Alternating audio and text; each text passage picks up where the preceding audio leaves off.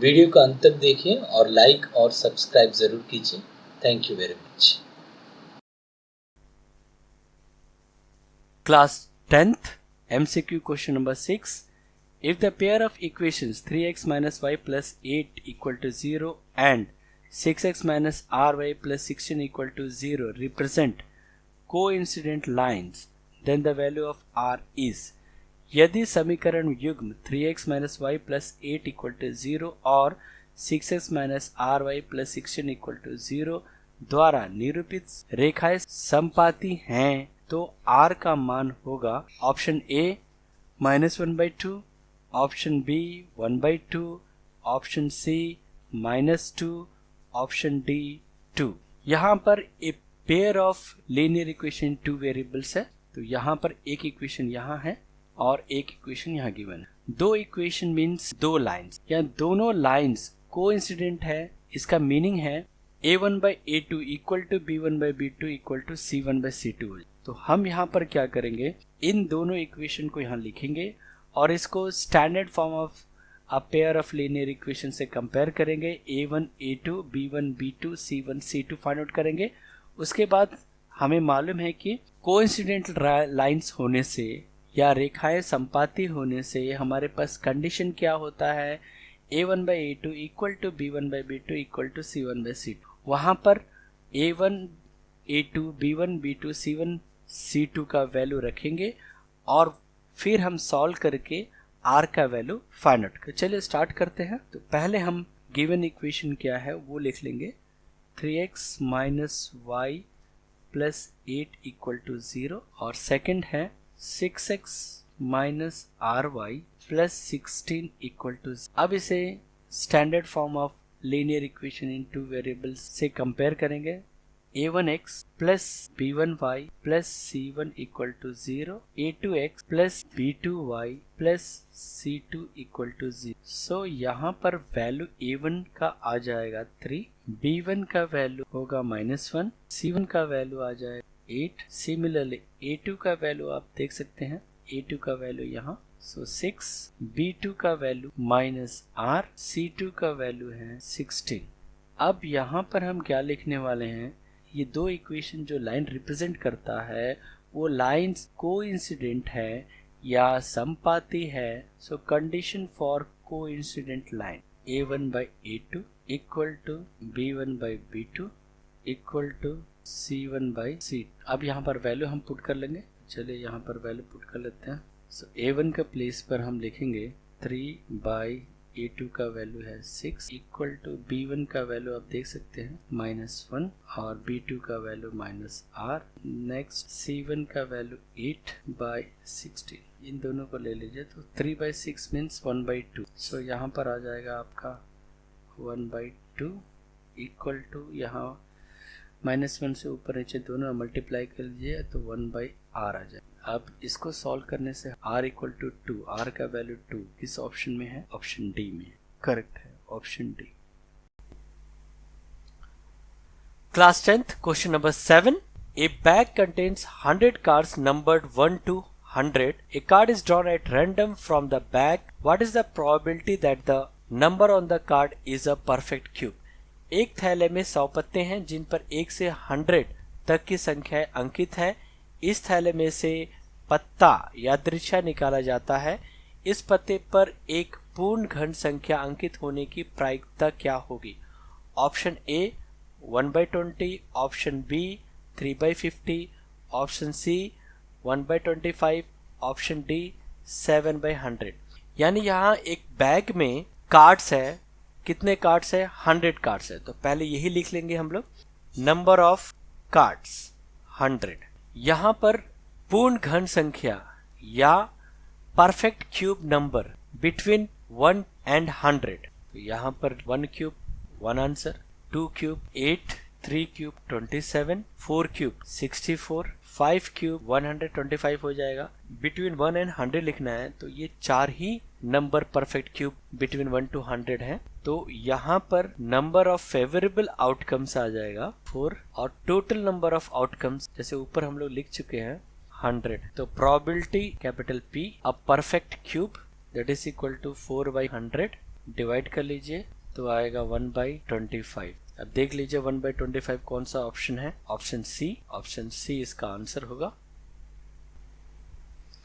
Class 10th question number 8, the pair of equation x equal to a and y equal to b graphically represents line which are option A parallel, option B intersecting at point b comma a, option C coincident, option D intersecting at point a comma b। समीकरण युग्म x equal to a और y equal to b द्वारा निरूपित रेखाएं ग्राफीय रूप में परस्पर संपाती होती हैं। ऑप्शन बी बिंदु b, a पर प्रतिच्छेद होती हैं। ऑप्शन सी संपाती होती हैं। ऑप्शन डी बिंदु a, b पर प्रतिच्छेद होती हैं। यानी हमें यहाँ पर फाइंड आउट ये करना है कि x इक्वल टू a जो है ये एक लाइन को रिप्रेजेंट करता है, उसी तरह y इक्वल टू b भी एक लाइन को रिप्रेजेंट करता है।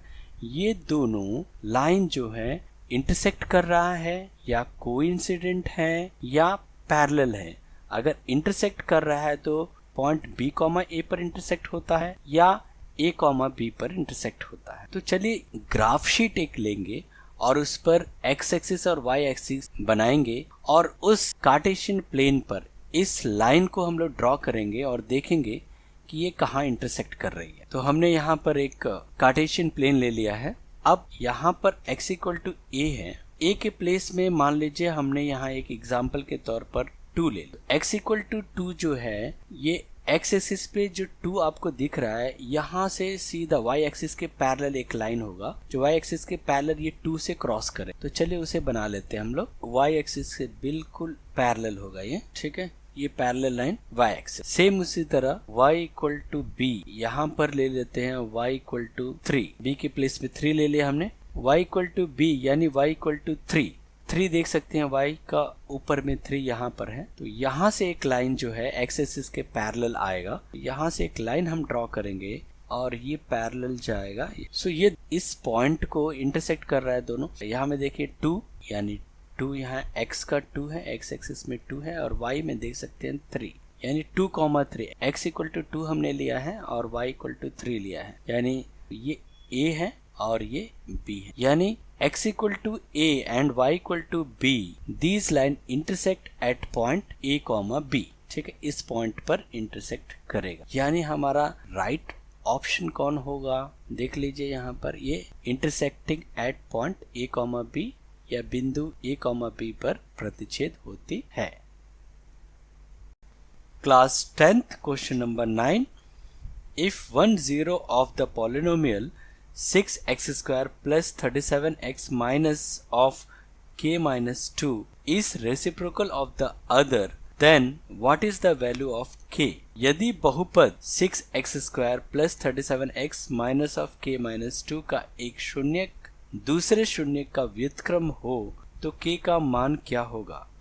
ऑप्शन A है -4, ऑप्शन B यहाँ पर -6 है, ऑप्शन C 6 है, ऑप्शन डी 4 है। तो यहाँ पर पहले हम लोग पॉलिनोमियल या बहुपद लिख लेते हैं। तो 6x square plus 37x minus of k minus 2।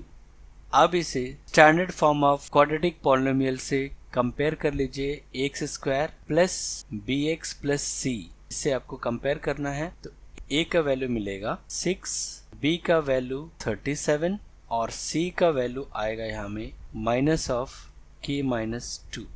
A B C यहाँ पर मिल गया।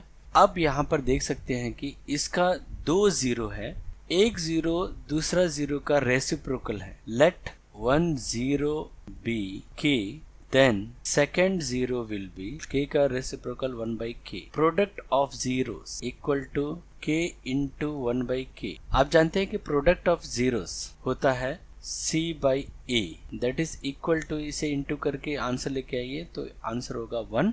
यहाँ पुट कर लीजिए c का वैल्यू। सो c का वैल्यू यहाँ पर माइनस ऑफ k माइनस 2 और a का वैल्यू यहाँ 6 लिख लीजिए इक्वल टू 1। अब क्रॉस मल्टीप्लाई कर लीजिए। So k minus 2 equal to minus 6 आ जाएगा और k इक्वल टू हो जाएगा -6 प्लस 2, यानी k का आंसर आपको मिलेगा -4। सो ऑप्शन देख लीजिए -4 कहाँ पर है, तो ए में -4 है, यानी ये करेक्ट ऑप्शन है। Class 10th MCQ question number 10. What is the total surface area of a solid hemisphere of diameter d? एक ठोस अर्धगोले जिसका व्यास d है का संपूर्ण पृष्ठ क्षेत्रफल क्या होगा? ऑप्शंस है, पहला ए ऑप्शन है 3 pi d square, option B 2 pi d square, option C half pi d square, option D 3/4 pi d square. यहाँ पर पहले हम हेमिस्फीयर या अर्धगोला लिख लेंगे। टोटल सरफेस एरिया हेमिस्फीयर का होता है 2 पाई आर स्क्वायर। हमें डी में कन्वर्ट करना है। देखिए इसका आंसर जो है डी में है, 2r इक्वल टू डी होता है, तो यहाँ पर थोड़ा सा अरेंज करेंगे हम लोग। 2 can be written as 4 into 1/2 pi r square. This is equal to 1/2 pi 4r square. 1/2 pi 4r square को हम लोग 2r होल स्क्वायर भी लिख सकते हैं यहाँ पर। तो यानी यहाँ पर हाफ पाई 2r मीन्स डी स्क्वायर। तो ऑप्शन आप चेक कर लीजिए ये किस ऑप्शन में है, हाफ पाई डी स्क्वायर यानी यहाँ पर है। तो ऑप्शन सी जो होगा ये करेक्ट ऑप्शन है।